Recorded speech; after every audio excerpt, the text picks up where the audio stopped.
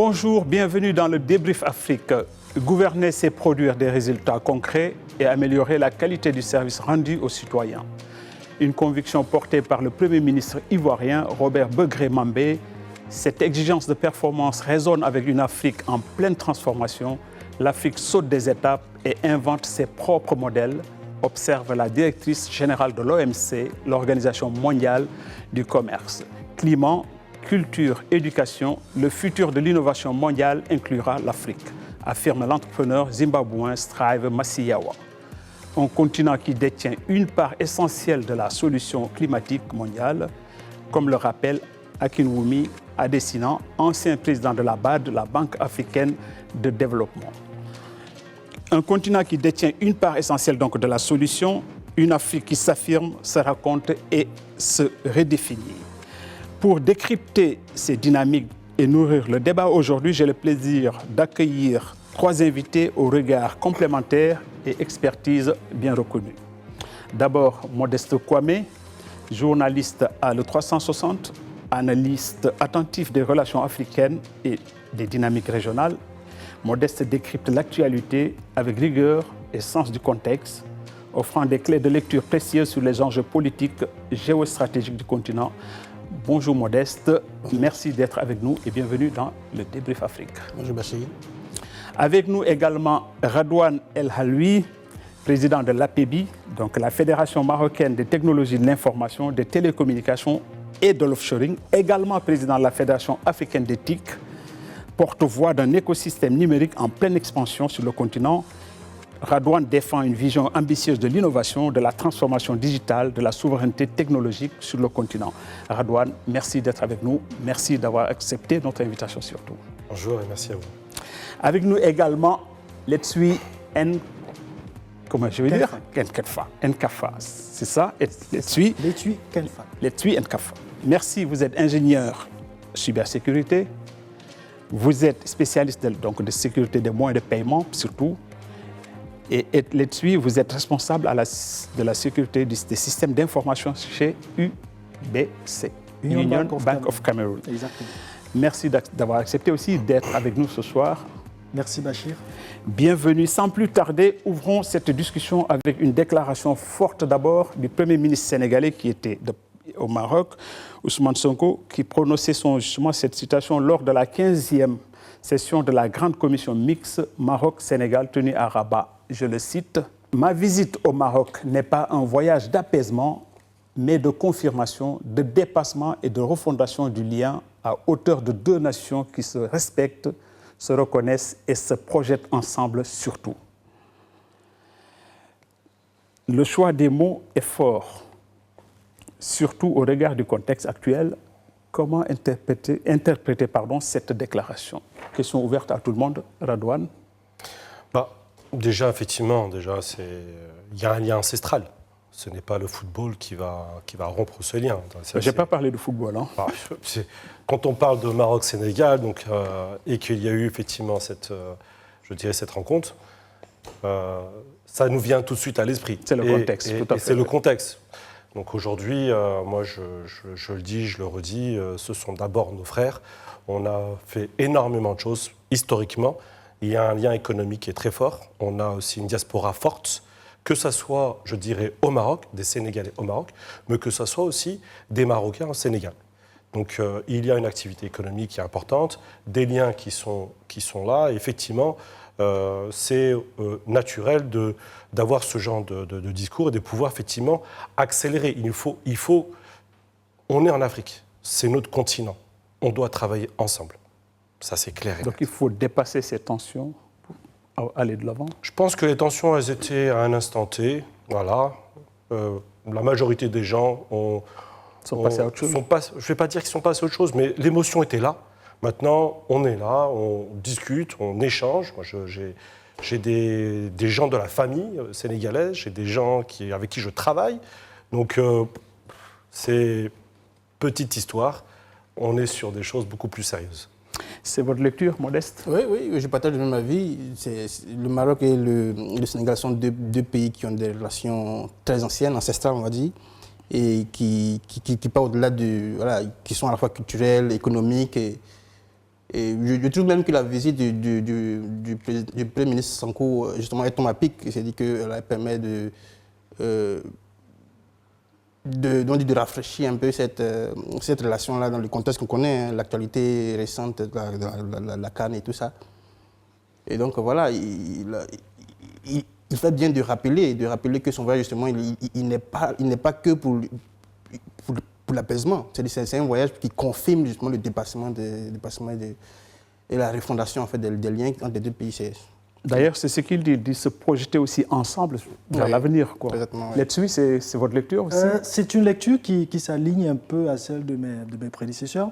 Mais moi, je positionne cette lecture un peu dans le cadre d'un homme d'État qui s'affirme et qui sait la responsabilité qu'il a dans les choix de son peuple et dans la cohésion qui est ancestrale, qui est vieille entre le Sénégal et le Maroc. Il a la responsabilité de continuer à maintenir ce fil conducteur. Mais ce qu'il faut préciser, c'est très important, cette visite n'est pas ponctuelle. C'est dans le cadre d'une coopération, la commission mixte entre les deux États. Donc elle est préparée bien avant. Absolument. Il y a le contexte qui s'invite en ce moment. Eh bien, dans la première partie de sa phrase, il dit bien, ma visite n'est pas, en tant que chef d'État, en tant qu'homme d'État, Premier ministre, on comprend que c'est une façon voilée de dire, je saisis l'occasion de ce travail bilatéral qui a été engagé il y a longtemps pour apaiser et pour mettre un cadre qui va permettre de prospérer les accords qui vont être signés. Parce qu'au-delà, les États se réunissent, les chefs d'État prennent les décisions, mais s'il n'y a pas cette communion de peuple, on est clair que les intentions stratégiques ne vont pas fleurir sur le terrain. Donc, c'est une position qui, pour ma part, elle arrive à point nommé. Et elle a eu l'effet qu'il y a eu, parce que quand on regarde la décrispation après cette sortie collégiale, c'était de bon ton d'avoir cette... Donc c'est un résultat déjà positif pour ça, effectivement. De mon point de vue. Oui, tout à fait, c'est bien vu. En tout cas, Modeste, les deux pays donc, affichent clairement la volonté de construire un avenir commun. Hein, c'est un socle solide. Concrètement, comment pourrait se traduire le renforcement de ces liens historiques? Vous avez évoqué un peu l'histoire de cette relation, effectivement, qui est séculaire. Oui, il y a eu plusieurs accords qui ont été signés, justement. Donc, continuer dans ce qui a été fait jusqu'à présent, avec des accords, avec des mesures économiques, en fait, qui vont consolider encore la coopération des deux pays. Je pense que voilà, c'est des choses qui vont dans le sens du raffermissement des liens des deux pays. Radouane, vous, c'est plutôt le côté géostratégique qui est sous-jacent de tout ça. Comment est-ce que vous analysez ce retour aux affaires carrément? Parce que, bon, on rappelle quand même que ce gouvernement, c'est un nouveau gouvernement au Sénégal, ça fait 1 an et demi qu'il est en place. Et c'est sa première visite au Maroc. Il y a une lecture qu'on peut aussi donner. Oui, en fait... vous qui connaissez bien le continent, quoi, je veux dire. Les gouvernements peuvent changer. N'oublions pas que c'est deux États musulmans. Donc, et dans la religion musulmane, on est déjà frères. C'est inscrit dans le Coran. Absolument. C'est clair. Donc quand j'entends qu'on dit frère, non, on est frères. Donc à partir de là, on partage les mêmes valeurs, la même culture, la même identité africaine. Et Dieu sait qu'on a une grande histoire, une très grande histoire. On peut prendre l'exemple de Fès, où la plupart des Sénégalais, avant de faire un hajj, ils passent par Fès. Donc ça montre le lien fort, culturellement, entre déjà nos deux pays. Donc c'est une fondation qui, à mon sens, restera inébranlable, quelle que soit, je dirais, l'actualité ou autre, et ce qui nous permet de dépasser tout ça, et de pouvoir, effectivement, de se projeter, comme le disait bien le Premier ministre, M. Sonko, et qu'aujourd'hui, nous-mêmes, quand on est dans les affaires, quand on discute, moi je discute régulièrement avec mes frères sénégalais. Au tout début, on a eu cette histoire, mais on est maintenant dans le concret, on est en train de travailler sur ça, et tout ça s'est dépassé, on se projette réellement. Et il y a nos pays respectifs, notre continent, on a des défis à relever, qui sont très importants, qui sont structurellement très importants. Donc je pense qu'il y a d'autres sujets dans lesquels on a matière à faire. Et ça, il n'y a pas de doute là-dessus. Absolument. Parce que c'est vieux comme relation quand même. Ça ne peut pas se limiter à un match de football, on l'a dit. Là-dessus, quels seraient peut-être les indicateurs aujourd'hui qui nous permettraient de surveiller les retombées de ce renouement de relations? Est-ce qu'il y a des indicateurs possibles? Alors, les indicateurs, on peut les entrevoir, mais pour ma part, c'est un peu les coulisses. C'est vrai, on n'est pas dans les secrets des décideurs, mais en observant un peu comment est-ce que ça s'est matérialisé, on peut entrevoir plusieurs choses. C'est une commission mixte qui n'a pas été organisée depuis plus de 10 ans. Ouais, 12 ans, quoi, pour être exact. 12 ans environ. Ouais. Voilà. Et puis, ça arrive à un moment où le Sénégal, d'un point de vue économique, est dans une situation qui est quand même assez préoccupante. 1 an et demi de gouvernement a ressassé la gestion qui a été faite par le passé. Et il y a un refus qui a été affirmé de se soumettre aux ajustements du FMI. Et donc, le Sénégal est dans une démarche de restructurer son économie à travers des partenariats bilatéraux. Et donc, quelques semaines après cette annonce forte de ne pas aller au FMI, la visite au Maroc, pour ma part, ce n'est pas un hasard de calendrier. Je positionne cette démarche comme dans une vision claire de coaliser avec le Maroc dans le but de restructurer ses finances et repartir de l'avant. Et d'un point de vue stratégique, des deux côtés des deux États, il y a des enjeux forts. On a au sein du Royaume le projet Royaume Atlantique, qui souhaite positionner le Royaume chérifin comme une bretelle entre l'Afrique subsaharienne et l'Europe. Et puis de l'autre côté, au Sénégal, on a la porte du Sahel vers l'Atlantique. Donc c'est une opportunité que peut capter le gouvernement sénégalais, s'appuyer sur cette bretelle, ce rapport séculier avec le Royaume du Maroc pour capter tous les trafics qui partiront de l'Afrique de l'Ouest et tout vers Dakhla et puis vers l'Europe. Et donc ce sont des indicateurs qu'il faudrait surveiller, mais à condition que se matérialise réellement cette forte proximité culturelle qui existe déjà, en fait concret, en développement des projets en cours. Il y a le gazoduc qui est un projet, il faut qu'il soit terminé, il faut qu'il avance, qu'il soit opérationnel. Ce n'est qu'à cette condition-là qu'on pourrait tirer profit réellement de cette proximité avec le Royaume chérifin, qui pour ma part est une proximité qui serait une proximité gagnant-gagnante. Parce que d'un côté, Maroc Atlantique, il aura du sens si on arrive à capter tous les flux qui viennent de l'Afrique subsaharienne et ou de l'Ouest en tout cas, de l'Afrique de l'Ouest.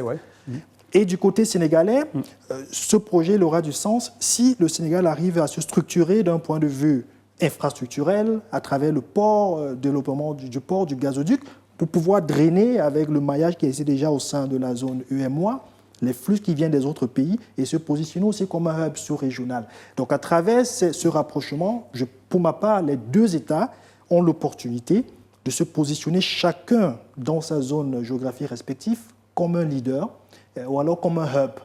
C'est une opportunité qu'il faudra matérialiser à travers les indicateurs qui, pour ma part, c'est la concrétisation des projets qui sont déjà dans le pipe. D'ailleurs, l'idée de se projeter ensemble, je pense que ça fait sens en partant de l'analyse de Letsui, Siradouane. Je suis tout à fait en phase par rapport à ce qui a été dit. Effectivement, quand on regarde les atouts de chacun, que ce soit du Maroc et que ce soit du Sénégal, chacun amène une certaine complémentarité. Déjà d'un point de vue géographique, comme l'a si bien mentionné, mais aussi effectivement d'un point de vue énergétique. Ce projet gazoduc est très important pour la région. Et donc oui, aujourd'hui, ce rapprochement, et je dirais même pas ce rapprochement, parce que si on parle de rapprochement, ça veut dire qu'on était éloigné et qu'ensuite on essaie de se rapprocher. Alors que ce n'est pas le cas, c'est vraiment ce renforcement de cette collaboration. Elle est nécessaire, elle est importante pour pouvoir effectivement accélérer ces projets qui sont structurants pour la région et pour le continent. De toute façon, vous l'avez tous dit, en tout cas vous avez laissé entendre que effectivement cette relation, la relation entre le Royaume du Maroc et la République du Sénégal, s'inscrit dans le temps long. Donc c'est pas seulement donc ça date de très très longtemps et ça ira très loin, j'espère aussi. Dans la continuité de notre débat, un Premier ministre, effectivement, pouvant cacher un autre, direction donc tout de suite à côté de chez nous, pas loin du Sénégal, on parlait du Sénégal, donc on va en Côte d'Ivoire, à Abidjan, où le nouveau chef du gouvernement, Robert Begré Mambé, promet une rupture, lui, dans sa manière de gouverner. Je le cite, « Le gouvernement travaillera à définir des livrables concrets par ministère afin de faciliter le suivi des projets et de faire de la qualité du service rendu aux citoyens une priorité. » c'est très fort. Je pense que c'est une première, en tout cas sur le continent politique, que de dire je vais aujourd'hui gouverner par livrable. Donc on va vers vraiment de la politique concrète, quoi, modeste.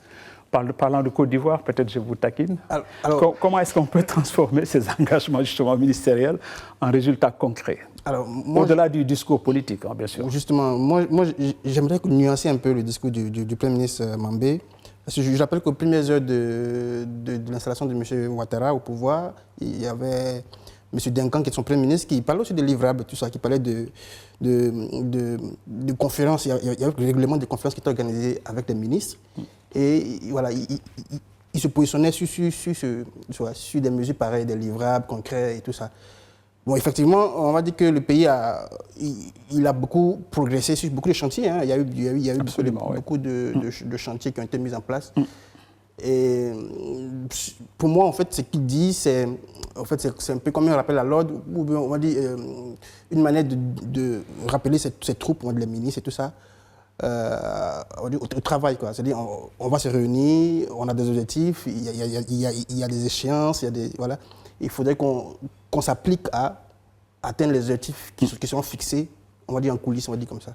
Donc voilà, pour moi ce n'est que voilà. Donc vous relativisez un peu le discours en tout cas. Sir Redouane, quel indicateur précis permettront à un ministère politique de pouvoir s'appuyer sur des livrables pour justifier son action gouvernementale? Est-ce qu'il y a des indicateurs possibles? Alors, oui, déjà, en fait, tout dépend des secteurs d'activité. Oui, il a dit ministère par ministère. Donc, on va prendre, par exemple, le ministère de l'Éducation.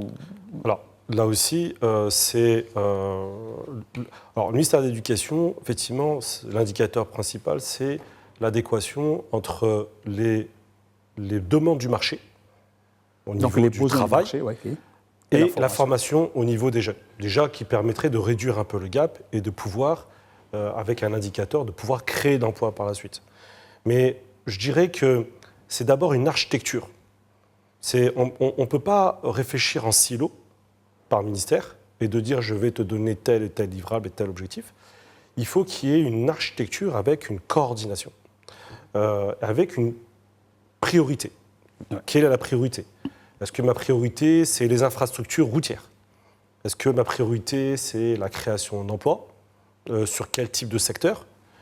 Où est-ce que j'ai un certain levier, notamment pour rapidement créer de l'emploi ? Quelle est ma position ? Quelle est ma position, je dirais, nationale et internationale, qui me permettrait de tirer mon épingle du jeu en termes de, je dirais, de valeur, où est-ce que j'ai de la valeur vis-à-vis de mon pays, notamment agriculture ou logistique ou énergie, de manière à pouvoir renforcer mes capacités, faire rayonner tout ça pour pouvoir accélérer. C'est vraiment, je dirais, avant de parler de livrables, il faut qu'il y ait d'abord une organisation. Et ce qui est très important, on ne peut pas parler de livrables sans mentionner le privé. C'est important parce que l'État ne peut pas tout faire. Ouais. Elle n'a pas des moyens illimités. Et donc, il faut mettre en place des ponts, mais des vrais ponts ou des vrais partenariats publics et privés. Et avant cela, il est important de cartographier la partie privée, ce que je possède, là où j'ai mes points forts, de manière à mettre en place, je dirais, des facilités. Parce que l'État est un facilitateur, met en place tous les cadres nécessaires de manière à ce que le privé puisse accélérer. Donc, je pense à partir dans ce discours, c'est important, je dirais c'est intéressant, parler de livrables, mais je parlerai d'abord d'architecture, de coordination, de partenariat public-privé, et surtout en indiquant effectivement là où il y a les forces du pays, de manière à pouvoir renforcer ses capacités. Absolument. Vous avez tout résumé en une bonne phrase, justement, parce qu'il faut justement avoir tous les leviers à disposition avant peut-être de promettre déjà, de faire des promesses peut-être politiques, ce qui est quand même ce qui rentre dans le jeu du politique, quoi. Qu'il est le chef du gouvernement. Il a obligation peut-être aussi de rassurer. Oui. Il vient d'être nommé au pouvoir. Donc il a obligation peut-être de donner des pistes de développement, en tout cas de promesses politiques au moins pour commencer, et après maintenant courir après le privé pour justement mettre en place ces partenariats publics-privés. Est-ce qu'on peut imaginer justement ce que Radouane évoquait tout de suite, mettre en place ce système en termes d'information, mettre en place un système qui permettrait d'aller plus vite et répondre aux besoins de ces populations? Alors, moi, j'ai un peu souri lorsque Redouane parlait. J'ai remarqué. Voilà, parce que dans ce qu'il disait, on comprenait bien un peu la démarche qui guide généralement nos décideurs. Donc, il y a des décisions qui sont prises. Et en tant que technocrate, on se demande, est-ce que c'est le bon moment? Est-ce que c'est l'instant pour prendre cette décision-là? Faire des promesses, quoi. Voilà. Pour revenir un peu au Premier ministre, M. Mambé, c'est qui? C'est un technocrate, c'est un homme de terrain, cadre du RHDP, maire au moment où il est nommé, donc il connaît les réalités du terrain. Et je pense que dans sa démarche, il souhaite transposer ce qui fait marcher la vie de tous les jours à l'échelle ministérielle. C'est une intention qui est louable et qui est intéressante. Maintenant, ce qu'il faudrait questionner et revoir ensemble, c'est il faut des livrables. S'il y a des livrables, ça veut dire derrière, il faut se donner les moyens de se rassurer que ces livrables ont été produits, qu'ils ont été produits à temps, avec la qualité attendue. C'est un gros travail qui, de mon point de vue, prendrait par exemple son mandat à la tête du Premier ministère, mais s'il est bien fait, pour moi, ce serait une avancée sur laquelle les autres gouvernements s'appuieraient pour avoir un service public beaucoup plus efficace qui place le citoyen au centre de ses préoccupations, parce qu'aujourd'hui, on a du mal à faire une évaluation objective de la production de notre service public, justement parce qu'il n'y a pas des métriques qui sont définies, il n'y a pas des livrables qui sont attendus, et il n'y a pas de service level agreement, il n'y a pas de contrôle derrière pour nous permettre de... Et ces éléments, c'est le préalable pour évaluer l'action du gouvernement, et c'est là où je rejoins totalement Redouane, et c'est une ambition louable, et quand je regarde le parcours et surtout l'actualité politique, M. Comé ne va pas me démentir. Le président Ouattara, il prépare le RHDP pour les prochaines échéances présidentielles. Il connaît un peu l'impopularités qui tournent autour de sa réélection. Donc il a intérêt à avoir des hommes politiques qui posent des actes. Il faudrait que ça se traduise en action. On espère qu'ils vont se traduire en action, en tout cas. Encore un cran au-dessus en matière de gouvernance globale, pardon. Au dernier forum, justement, on sera en Suisse, au forum de Davos, la directrice générale de l'OMS a lancé une alerte claire face aux recompositions économiques mondiales. Je la cite, il dit « Face au pire bouleversement depuis 80 ans, j'appelle à lutter contre les dérives du protectionnisme. » Elle s'attaque justement à ça. Face à ce protectionnisme, justement, modeste quoi, mais c'est à vous que je pose la question, dans un monde marqué par le retour justement des barrières commerciales, quels sont les leviers dont dispose l'OMC aujourd'hui pour préserver cet esprit multilatéraliste, ou multilatéralisme? Est-ce qu'il y a des leviers, selon vous? En fait, c'est une grande question. Quand on fait le point de la situation actuellement, avec ce qui se passe aux États-Unis, on voit un peu ce qui se passe avec le président Trump, les tensions que ce soit avec l'Europe, la Chine aussi, les tensions qu'il y a partout. À mon avis, l'OMC n'a pas vraiment les leviers pour pouvoir, on va dire, ni infléchir, n'a pas le levier pour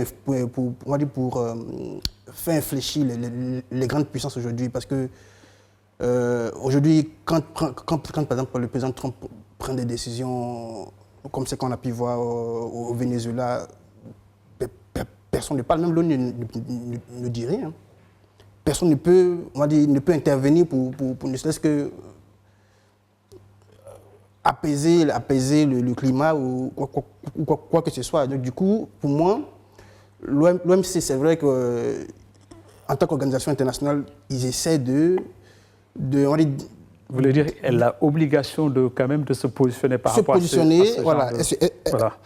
Sans avoir forcément les moyens de voilà, elle envoie des signaux, elle envoie que des signaux, c'est tout. Oui, mais Radouane, à vous, comment les pays africains, en particulier le Maroc, parce que peuvent-ils défendre ces intérêts stratégiques en restant engagés en faveur quand même du libre-échange, du multilatéralisme? Est-ce qu'on peut aussi défendre nos intérêts par rapport à ce genre de démarche? En fait, on rentre clairement dans une nouvelle ère. On l'a vu à Davos. On est dans une ère de la loi du plus fort. si c'est clair. Et aujourd'hui, je dirais que c'est des discussions occidentales. Donc on n'est pas concerné? Je dirais pas ça. Je dirais qu'il faudrait tirer notre épingle du jeu, de manière à accélérer la zone de libre-échange au niveau du continent africain. Donc la ZLECAf. La ZLECAf, exactement. Mettre en place effectivement des partenariats forts entre nos différents pays. Et effectivement, je pense que chaque pays a, je dirais, des forces et des faiblesses, et qu'on puisse se les compléter. Pendant qu'effectivement, il y a des débats autour de l'OMC, avec, je dirais, un certain nombre de règles qui ont complètement volé en éclats par rapport à ce qui se passe. Il faut que l'Afrique se pose les bonnes questions et accélère pour pouvoir effectivement mettre en place, je dirais, quand on regarde le volume d'importation de nos pays vis-à-vis de l'international, et entre nous, il est faible. Donc il faut qu'on accélère entre nous pour qu'on puisse effectivement, je dirais, faire de l'import-export dans nos pays respectifs et mettre en place les solutions nécessaires. On parle de souveraineté, on met en place, effectivement, comme c'est dans l'air du temps de la souveraineté, on ait une souveraineté africaine et qu'on puisse, je dirais, collaborer là-dessus. Au contraire, je pense que quand il y a ce genre de rupture, il y a forcément des opportunités. Il faut savoir saisir les opportunités. Dans toute rupture, il y a des opportunités à saisir. Là-dessus, c'est les mêmes opportunités qu'il faut saisir, selon Redouane. Pour ma part, l'OMC, c'est une organisation, comme l'a dit Redouane, qui ne sert pas les intérêts de nos États africains. Madame Gozi, elle est nigériane. Ouais. Et quand on regarde un peu la posture du Nigeria au moment où il fallait négocier avec l'Union européenne, dans le cadre des accords de partenariat économique, elle était pour une taxation à autour de 50%. On a fini à 35%. Ouais. Et donc, c'est des démarches qui vont à l'encontre du néolibéralisme promu par l'OMC. Et nos États, ils promeuvent le néo-protectionnisme parce qu'il y a justement l'intention de protéger nos économies qui sont fragiles. Si on regarde l'OMC, c'est quoi les fonctions principales? Établir un cadre de négociation entre les États, établir un cadre de règlement des conflits entre les États et l'examen des politiques commerciales. Quand on parle de négociation, on ne négocie que si on est assis autour d'une table comme Kwame et moi, face à face, d'égal à égal. Ouais. Autrement, on subit. Et c'est ce qu'on fait, on passe le temps à subir. Et quand on parle aussi de règlement, d'un point de vue juridique, pour pouvoir garantir qu'on a un règlement qui est 50-50, on doit avoir des instruments juridiques et un cadre adapté. Ce n'est pas encore le cas pour nous. C'est-à-dire, pour adhérer à une structure comme l'OMC, il y a des étapes qu'il faut franchir. Il y a un niveau de maturité. Cas d'école, la Chine, elle a rejoint l'OMC en 2001. 2001, ouais, tout 2001. à fait. Ouais. Pourquoi? Parce qu'il y avait la nécessité de structurer son économie, comprendre les chaînes de valeur internes, comprendre le besoin de la production interne, identifier clairement qu'est-ce qu'on va proposer au monde. Et dans ce cas, on rentre dans un cercle où on se dit on peut se parler, on peut se négocier, on peut négocier et conclure des accords commerciaux. Parce que d'égal à égal, quoi. En 2001, ils ont accepté une règle protectionniste sur l'industrie du textile. On leur a dit on vous accepte à l'OMC à condition que vous nous laissez le temps de maturer notre industrie textile. La Chine a dû accepter ça. C'est la preuve que nous, on entre à l'OMC, on ne se pose pas la question qu'est-ce qu'on va vendre à la Chine. On entre à l'OMC parce que la Chine nous dit vous pouvez importer sans frais de douane. On ne se demande pas qu'est-ce qu'on va exporter. Absolument. Au final, on se rend compte qu'on n'exporte pratiquement rien. Parce qu'on ne produit pas beaucoup. Parce qu'on ne produit pas beaucoup. Et pire, notre tissu économique, moi j'ai vu mourir plusieurs secteurs artisanaux dans mon pays. Le Cameroun, oui. Oui, dans mon pays, le Cameroun, j'ai vu mourir plusieurs secteurs artisanaux. La production des chaussures, parce que l'industrie occidentale, ils copient les modèles, ils ramènent à moindre coût, ils ont la force, ils ont des facteurs de production à forte échelle. Absolument. Ils bénéficient du néolibéralisme imposé par l'OMC, ils inondent nos marchés avec leurs produits. On ne peut pas suivre le rythme. Et tout récemment, il y a une actualité. Tout à l'heure, on parle de bouleversement économique. Moi, je ne vais pas rentrer à 80 ans. Je rentre il y a quelques années. La crise de Covid a mis à nu les effets pervers du néolibéralisme. Absolument, oui. Crise de Covid, dans nos hôpitaux, on manquait des outils banals comme les masques, l'alcool. Pourquoi? Parce qu'on a affaibli les chaînes de production internes. Tout dépend de l'Occident, tout est bloqué, on ne peut plus revenir. Deuxième exemple, l'Ukraine. L'Ukraine est en crise, elle ferme ses réserves de blé. On a suffoqué dans nos pays. Il a fallu bousculer dans tous les sens, aller en Turquie, venir au royaume du Maroc, parce qu'on reste dans cette démarche de néolibéralisme. Absolument, oui. Nos chaînes de production se meurent, ce n'est pas une solution pour l'Afrique. Ce qui serait intéressant, c'est de raisonner comme les autres. Les Chinois l'ont fait, les Japonais l'ont fait. Avant de rentrer dans une organisation, il faut se poser la question de savoir c'est quoi mon intérêt. Qu'est-ce qu'on apporte à cette organisation et qu'est-ce qu'on y gagne? Qu'est-ce qu'on y gagne? Justement, parce que Redouane parlait justement de ZLECAf, il rappelait qu'il fallait peut-être encore accélérer le mouvement pour aller plus vite, pour répondre justement aux besoins de ce marché qui accélère et qui s'accélère surtout. Pour passer à une nouvelle encore citation qui va nous permettre de débattre, c'est après... Avec près de 7 milliards de dollars d'investissement direct étranger dans la tech cette fois-ci, ça vous intéresse bien sûr, en 2024, de nombreux analystes estiment que l'Afrique est en train de changer de statut, donc passer d'un marché émergent à un véritable pôle d'innovation mondiale. Je cite bien mondial. Ça, c'est une dynamique résumée par cette déclaration de l'entrepreneur zimbabwéen Strive Masiyiwa. Regardez, il passe au tableau. Il dit que le futur de l'innovation mondiale inclura l'Afrique. Je pense que c'est assumé comme citation, Redouane. Moi, je suis tout à fait d'accord avec lui, pour une raison simple, c'est que déjà, on a des use cases qui ne sont pas forcément les mêmes qu'en Occident.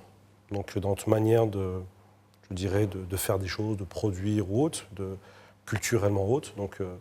Et donc, du coup, on va pouvoir effectivement bâtir des solutions innovantes où le monde va se dire « Ah oui, on n'y avait pas pensé ». Et j'irai même plus loin, en fait. Même en termes d'écosystème, puisque nous avons, lancé la Fédération africaine, de Federation of African Digital Businesses, qui est une fédération qui regroupe des pays nord, est, ouest et centre, sans distinction de langue. Et ce qui était le plus important, en fait, ça a été une introspection. Nous, on l'a fait au niveau du Maroc. On l'a partagé avec nos pays frères. Et, quand vous dites introspection, c'est analyser de l'intérieur nous-mêmes notre écosystème. Voilà. C'est-à-dire comment nous, on fonctionne, sans regarder ce qui se passe au niveau de l'Occident. Et je vais vous donner un exemple. Cette introspection nous a permis de faire un constat. Il y a des startups, on le voit au niveau mondial, ça fait 25 ans. Il y a 25 ans, on parlait de stock options. Là, aujourd'hui, on parle de valorisation, d'investissement, etc.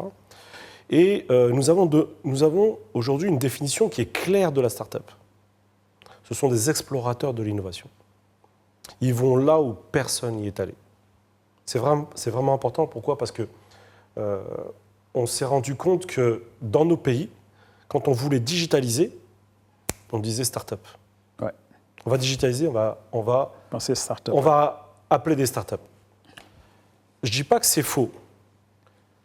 On dit tout simplement que les start-up, leurs clients, ce sont des secteurs. L'agriculture, l'éducation, la finance, la santé, la logistique et d'autres. Et donc, du coup, vont amener une innovation qui va disrupter ou qui va accélérer, je dirais, les use cases que nous aurions identifiés grâce à ces start-up. Et si on veut digitaliser, et aujourd'hui, avec l'intelligence artificielle, on doit passer par cette phase-là. Parce qu'on s'est rendu compte que l'intelligence artificielle a besoin de data. Et c'est là, effectivement, avec nos frères africains, avec les différentes fédérations, on est arrivé à un constat où ce sont ces entreprises tech, ces PME tech aujourd'hui, on parle de PME tech, qui ont toujours été là, qui ont façonné, je dirais, le paysage numérique qu'on retrouve au Maroc, au Cameroun, au Sénégal, au Nigeria, au Rwanda, dans les différents pays qui ont toujours été là, voire une quarantaine d'années et plus. Et qu'il faut accompagner ce tissu parce que nous avons une nécessité de digitaliser, que ce soit le secteur privé, que ce soit le secteur public. À partir de là, quand on a compris qu'il est nécessaire d'accompagner des startups qui sont très innovantes, et on le voit, on a vu les use cases de différentes startups, effectivement, notamment au niveau de la finance ou du transport, il faut accélérer parce que ça va créer de la valeur au niveau d'un secteur donné. Et qu'il faut accompagner ces PME tech qui sont des maçons du digital. Ce sont des bâtisseurs. Quand on veut bâtir je dirais un building ou un immeuble, on ne fait pas appel au petit artisan nouveau qui vient d'acheter son matériel pour bâtir. Non, on appelle des gens qui savent mettre en place, qui savent lire un plan, qui savent mettre en place les fondations nécessaires. C'est la même chose. Un système d'information nécessite de bâtir les fondations, de bien le sécuriser, de développer les solutions, de faire l'intégration, de faire l'accompagnement. Donc, et ça, c'est, je dirais, l'innovation africaine que vous ne retrouverez pas en Occident. Parce qu'en Occident, nous avions créé, je dirais, ils avaient déjà créé ces entreprises tech à l'époque, qu'on connaît, les Atos, les Capgemini, les GFI ou autres, qui sont des mastodontes et qui ne se comparent pas à des startups. Parce qu'elles génèrent des milliards. Absolument, c'est des multinationales des déjà. Milliards. Elles ne se comparent pas à des startups qui valent des milliards. C'est différent. C'est différent, oui, tout à fait. Et donc, du coup, elles n'ont pas eu cette, je dirais, cette schizophrénie, entre guillemets, de se dire et de se comparer, parce que ce n'est pas comparable. Et nous, vu que ça fait une vingtaine d'années que l'Afrique se digitalise, met en place des solutions, et que c'est important de bien comprendre l'écosystème de manière à créer des couloirs d'accélération, à la fois pour supporter et accélérer les startups, et à la fois pour accompagner ces PME tech. Donc vous confirmez justement ce qu'il dit dans sa déclaration, que l'innovation mondiale inclura l'Afrique. Ça, vous le confirmez dans votre explication tout à fait, Redouane. Là-dessus, est-ce que l'Afrique dispose en tout cas des écosystèmes et des talents et des infrastructures nécessaires justement pour jouer ce rôle central dans ces innovations à venir? Alors, Bachir, dans ta question, il y a d'un côté les infrastructures, les talents. Infrastructures, non. Talents, oui. Et malheureusement, ces talents sont pompés par les écosystèmes qui en ont besoin. Le marché mondial est demandant en termes de talents. Et pourquoi est-ce qu'ils se retournent vers les talents africains? Ce n'est pas anodin. C'est pour deux raisons, de mon point de vue. La première raison, c'est qu'ils en ont besoin. Et la deuxième raison, c'est qu'ils ont besoin de talents qui connaissent le marché africain. Pourquoi? Parce que pour innover dans un secteur, en plus de la connaissance technique, on a besoin de la connaissance environnementale. Et culturelle, bien évidemment. Et culturelle. Et il y a des solutions qui sont pensées à l'Occident, qui intègrent les métriques et les inputs occidentaux, qui sont très mal adaptés au cadre africain. Je prends un secteur tout banal, c'est le secteur de la finance. Les solutions pensées en Occident, généralement, s'appuient sur le taux d'inclusion financière qui est très élevé dans les pays occidentaux. Absolument. Par contre, chez nous, c'est très faible. Il faut trouver des mécanismes pour proposer des solutions digitales de paiement et de règlement à la population en intégrant le fait que majoritairement ils sont informels. Et c'est là qu'on a vu fleurir le génie africain en termes d'innovation, en s'appuyant sur le mobile money, en s'appuyant sur des technologies comme l'USSD qui ont été abandonnées pratiquement par l'Occident en termes de médium de transmission. Mais ça a été repris par les innovateurs africains parce que ça permettait de répondre à un besoin. Donc oui, aujourd'hui, il est impensable même de penser une innovation mondiale en écartant l'Afrique. D'un point de vue purement macroéconomique, l'Afrique, c'est quand même plus de 600 millions de terres arables non utilisées, non encore exploitées. Et pour exploiter ce potentiel-là, on a besoin de penser. Et c'est là, sur cette terre, que vont fleurir de manière expérimentale les futures techniques de production en exploitant le moins de terre, en optimisant avec les ressources. Et il y a des cas d'école déjà qui se font dans ce sens-là. Donc, je suis tout à fait aligné avec cette phrase. Il va falloir absolument faire avec l'Afrique. Absolument faire avec l'Afrique. Même si encore, comme vous l'avez souligné, les infrastructures restent encore à mettre en place. Eh bien, c'est un défi en termes d'innovation. Il y a un déficit d'infrastructures et c'est justement un prétexte pour innover. On n'a pas assez de bandes passantes en termes d'Internet. On regarde des canaux comme l'USSD qui existent déjà. On a des difficultés à s'appuyer sur le taux de bancarisation. On pense à des moyens comme le mobile money. Le téléphone est utilisé par tout le monde.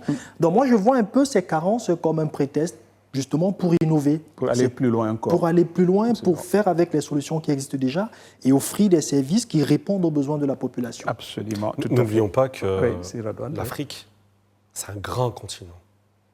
Donc on n'a pas les mêmes, je dirais, enjeux, défis que l'Europe.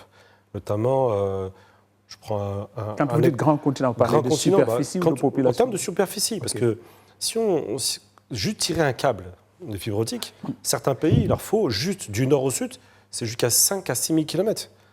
C'est l'équivalent du sud au nord de l'Europe. Absolument. Donc on doit, je dirais, innover, on doit collaborer ensemble pour créer un maillage en termes d'infrastructure numérique intelligent. Parce qu'on n'a pas la même configuration que les autres continents. Ouais. Et à nous, effectivement, de pouvoir mettre en place, de faire sortir ce génie africain, de manière à pouvoir, effectivement, créer une infrastructure très intelligente. Donc, est-ce qu'à dire qu'il faut un modèle africain dans l'innovation aussi, notamment porté par des hubs comme au Maroc aujourd'hui? Bon, le Maroc commence à mettre en place des hubs, qui sont ce qu'ils sont, mais des hubs quand même qui, aujourd'hui, peut-être ont vocation à aller sur le continent. Est-ce que ces modèles-là peuvent marcher? On peut les démultiplier, on peut les faire ailleurs sur le continent. Bachir, je me permets de prendre la parole sur cette question-là, parce que ouais. j'ai une expérience un peu à partager. Dites-moi. En fait, ce qu'est en train de faire le royaume chérifin, c'est une très bonne chose pour le développement technologique en Afrique. Se positionner comme un hub, ouais. Et de là fleurissent des solutions qui font du bien.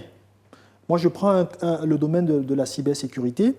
Il y a des joint ventures, entreprises, dans ce cas-là, c'est une entreprise sénégalaise, marocaine, pour offrir un produit de cybersécurité qui est en train de remplacer les solutions qui venaient essentiellement de la France et du Canada au sein de l'Afrique subsaharienne. Okay. Je ne vais pas citer le nom de la joint venture, sinon tiens, tu vas m'envoyer au service commercial. Mais du moins, c'est une ressource sur laquelle il faut s'appuyer. Il y a des hubs, il y a des possibilités en termes de outsourcing qui permettent à nos talents de découvrir les environnements occidentaux étant sur le territoire africain. Et après, avec un retour d'expérience dans nos pays, apporter de la plus-value et questionner les modèles qui sont déjà en place pour apporter de l'innovation. Parce que contrairement à ce que les gens pensent, pour ma part, faire de l'innovation, ce n'est pas faire différemment. On n'invente pas la roue, mais on l'adapte. Innover, c'est apporter une solution qui manquait à un problème réel. Peu importe comment la solution elle est, si on apporte une solution qui manque à un problème réel qui existe, même si on utilise des méthodes rudimentaires comme l'USSD, ouais. Pour ma part, c'est de l'innovation. L'essentiel d'arriver à une solution adaptée. Une solution.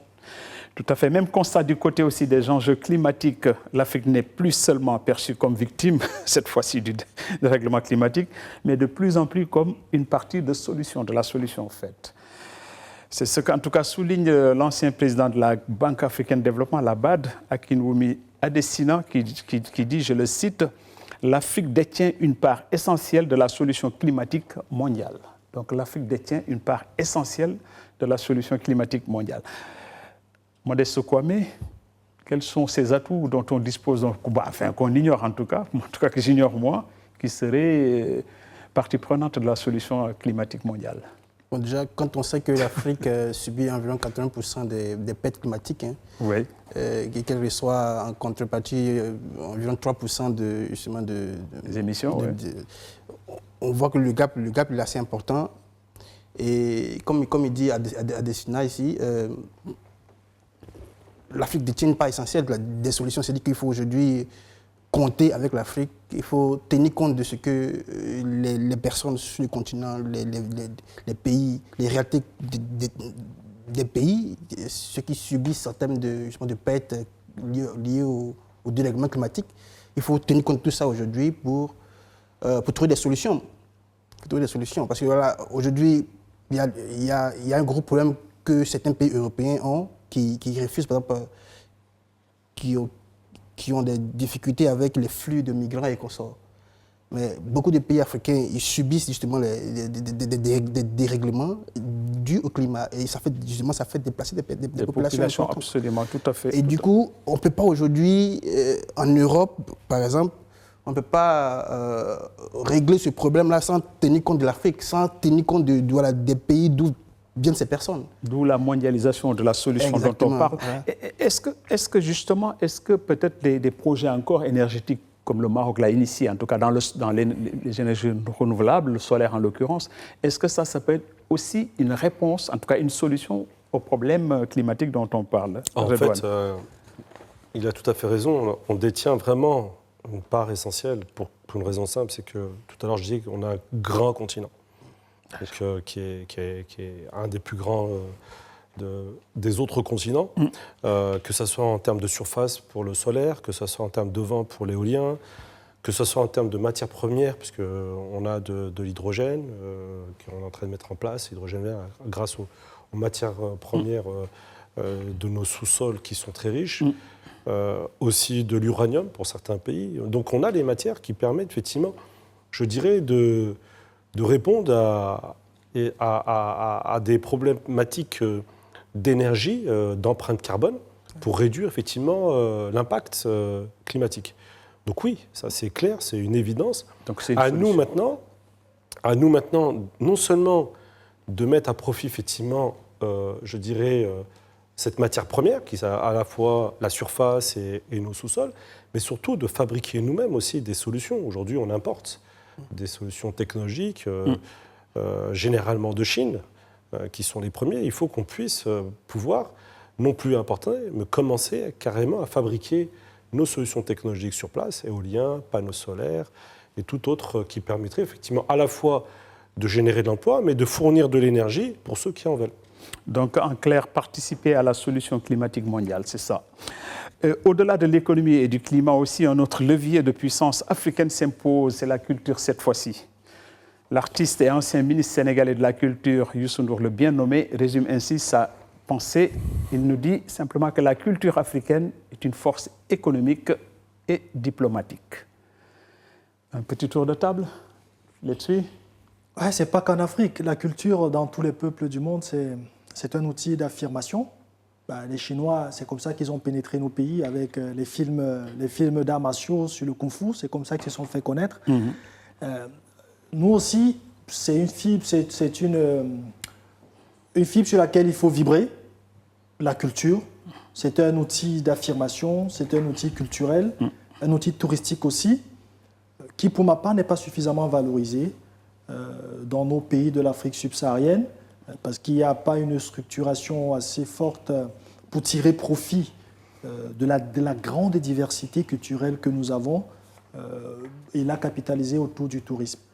Mais naturellement, c'est un outil d'affirmation. Donc c'est un bon levier, il n'a pas tort de le dire. En tout cas, culture, innovation, climat, aucun de ces leviers ne peut fonctionner sans un socle solide. Ça, l'éducation en l'occurrence. Or, cette dernière fait aujourd'hui l'objet des débats profonds sur sa finalité. Je vais citer le secrétaire général du syndicat national de l'éducation en Guinée qui alerte, lui, sur une question fondamentale. Qu'est-ce qu'il nous dit? Nous dénonçons la commercialisation croissante de l'éducation qui est un bien public et non un marché. Tour de table encore, parce que vous êtes tous concernés par l'éducation de nos enfants en général. C'est clair, je reviens par rapport à la culture. On est quand même dans une... C'est lié, oui. On est quand même à une ère où l'ère humaine, où on est tous au même niveau. L'IA générative permet aujourd'hui de fabriquer de la musique, des films. Dernièrement, d'ailleurs, il y avait une musique qui a cartonné, c'est Papa Outé, et qui est africaine, qui est en mode africain. Ouais. C'est donc un groupe africain, apparemment avec de l'IA générative, et qui est en train de cartonner. Donc on a une richesse qui est claire et qui peut être accélérée grâce aux technologies d'aujourd'hui. Concernant l'éducation, je pense qu'aujourd'hui, ce qui est très important, on a une jeunesse, l'une des plus importantes au monde. Absolument. Toujours pareil, il faut utiliser les technologies d'aujourd'hui.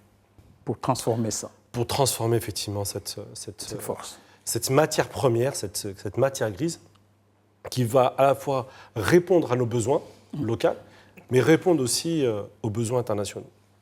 Donc, c'est pour ça qu'il est très important qu'il y ait, c'est le Premier ministre de Côte d'Ivoire,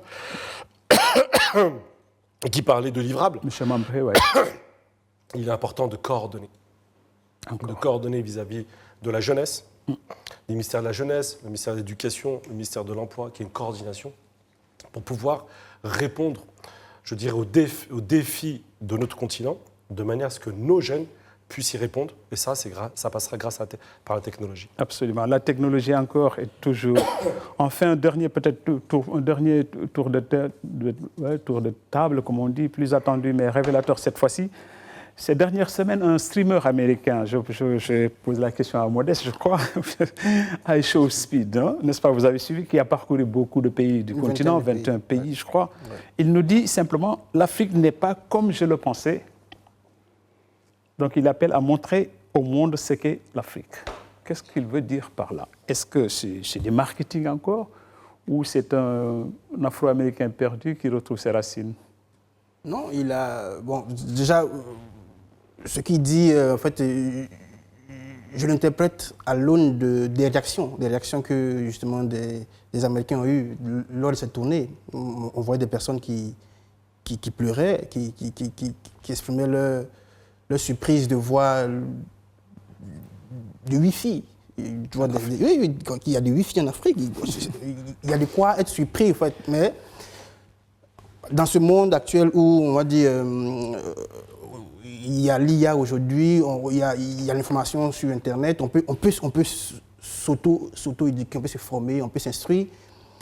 Il y a paradoxalement des personnes qui ne sont pas conscientes, mais qui ne savent pas que, voilà, en Afrique, au Maroc, il y a des technologies avancées. Voilà, c'est le paradoxe. Lui, c'est la même lecture que... En fait, il est américain et il était noyé dans je dirais, dans la culture, effectivement, cinématographique et culturelle, hollywoodienne. Mm-hmm. Et donc, il découvre effectivement la réalité, qu'on est un continent comme développé. On a un certain nombre une culture qui est très riche, ouais. Et on a une chance, je dis, on est en train de vivre un basculement, je dirais, au niveau de cette ère qui n'est pas que technologique, mais aussi les médias, les réseaux sociaux, on voit la richesse des contenus de notre jeunesse, qui effectivement met en évidence et leur créativité. Et des fois, je suis même surpris moi-même par la qualité de... Donc, non, c'est clair qu'on a... Absolument, oui, ça, on a compris justement. Là-dessus, vous aurez peut-être le dernier mot pour conclure notre débat. Un dernier mot pour ce regard nouveau sur l'Afrique d'un Américain, afro-américain. Moi, ça ne m'émeut pas. Ça ne m'émeut pas, pourquoi? Parce que, de mon point de vue, les Américains, les Chinois, ils sont mieux informés que nous-mêmes de ce qui se passe dans nos propres pays. Donc pour moi, c'est la réaction de cette catégorie d'Occidentaux qui sont déconnectés des réalités du monde et qui vivent un peu dans une bulle. Mais moi, ce qui m'a interpellé dans cette actualité, c'est le fait qu'il ait parcouru 20 pays avec son passeport américain, dans un contexte où les États-Unis ont rallongé la liste des restrictions. Le Cameroun et le Maroc font partie de ces restrictions-là. Le Sénégal, si ça vous rassure, voilà. Justement. Mais en tout cas, je comprends. Voilà, vous voulez en venir. Ouais, vous avez tout à fait. C'est ça qui a attiré mon attention. Tout le monde a bien compris. En tout cas, on arrive à la fin de notre émission, notre débat. Là-dessus. Je vous remercie. Vous avez eu le dernier mot. Je vous remercie. En tout cas, je rappelle que vous êtes ingénieur réseau en cybersécurité chez UBC, Union Bank of Cameroon. Merci également à Modeste Kwame, qui est journaliste à Le 360, qui est déjà un habitué de notre émission. Merci. Merci Bachir. Merci Radouane El Haloui. Merci beaucoup. Je rappelle que vous êtes président de l'APEBI. Merci d'avoir accepté notre invitation et d'avoir partagé aussi vos connaissances du continent. Merci beaucoup. Merci, chers analystes. Merci, chers téléspectateurs. L'Afrique bouge, à nous de les lire, à nous de lire ce mouvement qui bouge. Donc, je vous souhaite une agréable journée et vous dis à la semaine prochaine. Merci.